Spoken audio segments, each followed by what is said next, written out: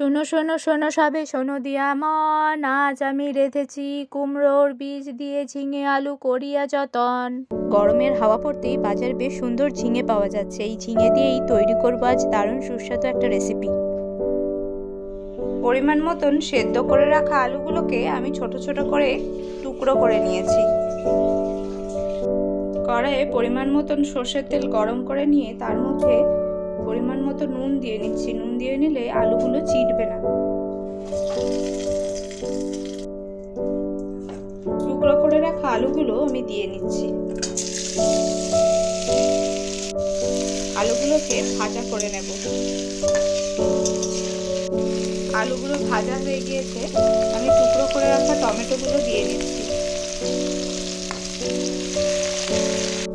3টে পেঁয়াজ, 4টে কাঁচা লঙ্কা আর পরিমাণ মতন কুমড়োর বীজ নিয়ে নিয়েছি।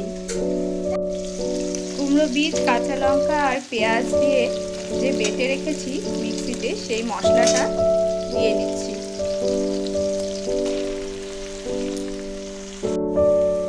মশলাটা দেওয়ার পরে ভালো করে আলু আর টমেটোর সাথে মিশিয়ে নিচ্ছি।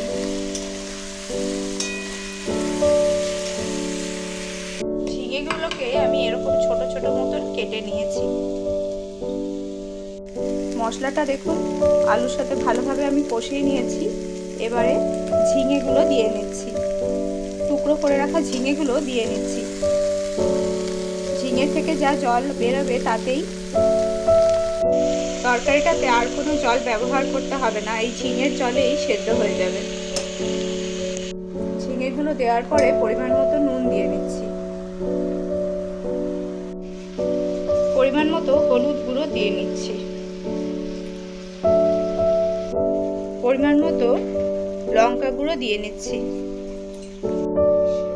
সব কিছুকে নাড়িয়ে চাড়িয়ে মিশিয়ে নিচ্ছি।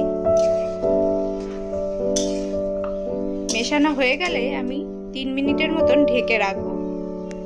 3 মিনিট পরে ঢাকনাটা খুলে দেখছি, দেখুন কতটা জল হয়ে গিয়েছে। মিষ্টির জন্য আমি ব্যবহার করছি সুগার ফ্রি। তরকারিটা একদম রেডি হয়ে গিয়েছে। দেখুন অল্প অল্প গায়ে লেগে রয়েছে জল। এই পর্যায়ে আমি নামিয়ে নেব। দারুণ সুস্বাদু এই রেসিপিটি বাড়িতে আপনারা একবার হলেও বানিয়ে দেখুন। কথা দিলাম বাড়ির সকলের খুব ভালো লাগবে। তারা বুঝতেও পারবে না যে এটা ঝিঙে পোস্ত নয়। রেসিপিটি ভালো লাগলে সবার সাথে একটু শেয়ার করার অনুরোধ রইল।